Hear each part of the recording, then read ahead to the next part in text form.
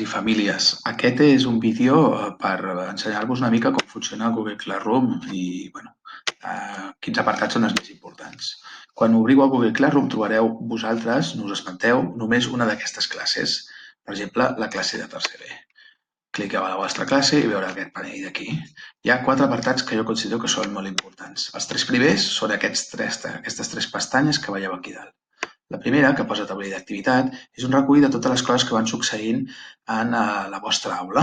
Per exemple, aquí els professors Xavier Meia i Eduard han anat penjant coses, tasques o vídeos a la vostra aula i us ho posa. I a més, tenim un apartat on podeu comentar coses generals de l'aula. Després, la part més important és aquesta del centre, que posa treball de classe, i aquí és on podeu veure les diferents tasques que els vostres mestres us han penjat o us han demanat que realitzeu amb diferents apartats. Ara mateix hi ha creada la de Classroom, on hi ha un petit tutorial de com entrar a Google Classroom i on hi penjarem aquest mateix vídeo, i també una part de matemàtiques. Per exemple, a la part de matemàtiques hi ha 3 tasques programades i entrarem a la primera perquè veieu com funcionen.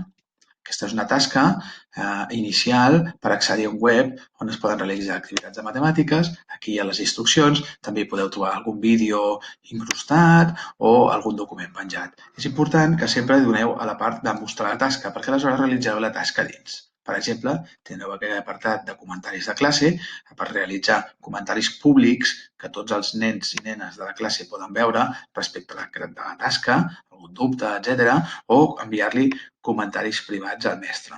Hi ha tasques que us demanen que afegiu algun document, l'afegiu per aquesta part d'aquí, o hi ha tasques que ja porten el document directament incrustat a la tasca. Un cop feta, heu de sempre recordar-vos de donar-li a l'apartat de marca com a feta.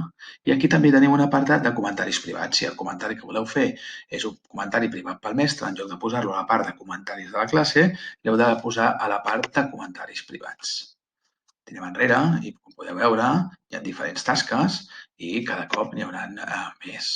Després també tenim aquí una pestanya on posa persones. En aquest cas només estan assignats els mestres. Veureu tots els vostres mestres i aquí baix posarà alumnes i veureu tots els companys de la classe. Aquestes són les 3 pestanyes més importants, però crec que abans d'avançar a un altre vídeo i veure alguna cosa més profunda, també és important que conegueu aquesta pestanyeta d'aquí i dins d'aquesta pestanyeta aquesta d'aquí que posa pendents. Aquesta és molt important perquè veureu tot un seguit de totes les tasques que teniu per fer amb les seves dates de venciment i al costat tot un llistat de totes les tasques que heu fet. Per mi aquesta és una de les pestanyes més importants pels alumnes.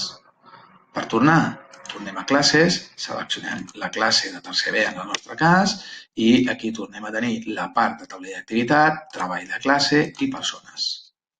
Espero que estigueu tots molt bé, us trobo molt a faltar a tots i ens veiem en el següent vídeo. Moltes gràcies.